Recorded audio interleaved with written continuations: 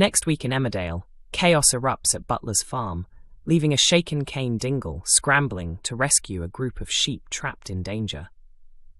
With Moira locked up for the foreseeable future, Cain steps up, determined to defend the farm from being seized by the Tates. To his surprise, the one person who turns up to assist with saving the animals is Graham Foster. Why would Joe Tate's trusted associate get involved? Cain wants Graham kept well away from the farm, an insider explains. He's fully aware that the Tates are eager to get their hands on the property. With Moira behind bars, Cain is fighting tooth and nail to keep Butler's running. But will his efforts be enough? Struggling to cope with his cancer diagnosis and missing his wife, Cain seeks a way to distract himself and fuels his feud with the Tates by taking Joe's car.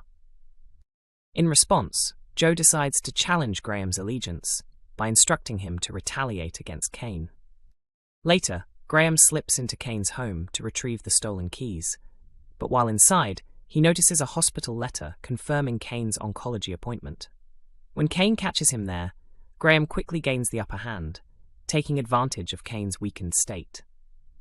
Suspicion grows for Kim when Graham returns Joe's DeLorean and blames the incident on joyriders. Could his loyalty be shifting? Learning about Cain's illness unsettles Graham, the source adds. Time away seems to have changed him, and he now believes Cain should prioritize his health and family instead of continuing the battle with the Tates. When Cain and Graham later share a respectful handshake in the Woolpack, Kim observes the interaction and jumps to the conclusion that they have formed an alliance. She pressures Joe to truly test Graham by ordering him to damage Cain's farm equipment, but will Graham actually follow through? This situation could push Cain to breaking point, the insider warns. He's already under immense pressure. The sheep crisis is another heavy blow. If anything else goes wrong, he may not be able to handle it.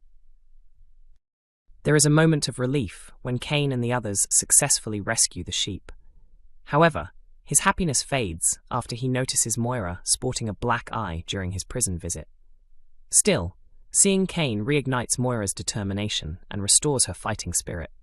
Together, can they survive the mounting challenges against them? More heartache has been confirmed for Cain in Emmerdale as a painful loss resurfaces. Honestly, doesn't Cain Dingle deserve a comforting hug right now? The poor man is carrying an overwhelming burden, and tonight's episode only added to his troubles. At the beginning of the year, Cain and Moira Dingle's lives were turned upside down when doctors discovered a lump that needed testing, raising fears that Cain could have cancer. Soon after, their nightmare deepened when Moira was set up for crimes actually carried out by Celia Daniels, Jay Griffiths. Although Moira and Celia were connected through their farming business, Moira had no involvement in Celia's illegal scheme, which forced teenagers into drug dealing and exploited vulnerable adults as unpaid laborers. No matter how many times she insisted she was innocent, Moira couldn't account for an envelope filled with ID cards that mysteriously appeared in her home. The items had been planted by Robert Sugden, but without evidence to prove it, the police saw only a woman who looked guilty. As if that ordeal wasn't unbearable enough, another devastating twist followed. The remains of Anya, one of the exploited workers, along with Celia's body, were discovered on Moira's property, leading to her arrest on suspicion of double murder. While Moira has been awaiting her fate in prison, Cain has been grappling with the reality that he has prostate cancer. At the same time, he's been juggling responsibilities at the garage, keeping the farm operational, and caring for his sons, Kyle and Isaac. The strain was evident at the start of tonight's episode when Cain lashed out at Matty Barton. Matty confronted him, urging Cain to think about how his behavior affects others. He reminded Cain that while he's worried about Moira, he's also approaching the first anniversary of Amy Wyatt's death. Amy, alongside Susie Merton and Layla Harding, tragically lost their lives in the limousine crash in February 2025. Preoccupied with his own crisis, Cain had completely lost track of the date and was filled with guilt when Matty brought it up. Later, during a visit to the prison, Cain nearly confessed his diagnosis to Moira. However, chaos broke out between two inmates, interrupting the moment. Moira sensed that Cain wasn't being entirely honest, unsure whether he was shielding her from the truth or simply trying to stay strong for her sake. As their visit came to an end, Moira once again asked if he was truly okay. In a deeply emotional moment, Cain looked at her, clearly battling to conceal his anguish.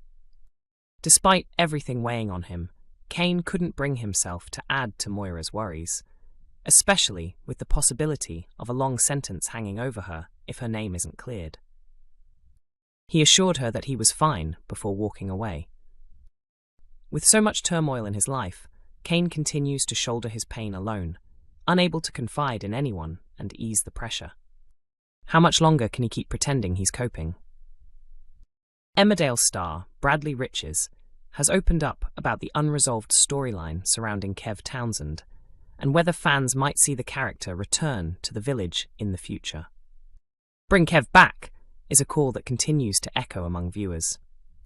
As new arrivals shake things up in the Dales and familiar faces bow out, Riches has once again shared his enthusiasm for seeing villain Kev Townsend make another dramatic comeback following his explosive exit earlier this year.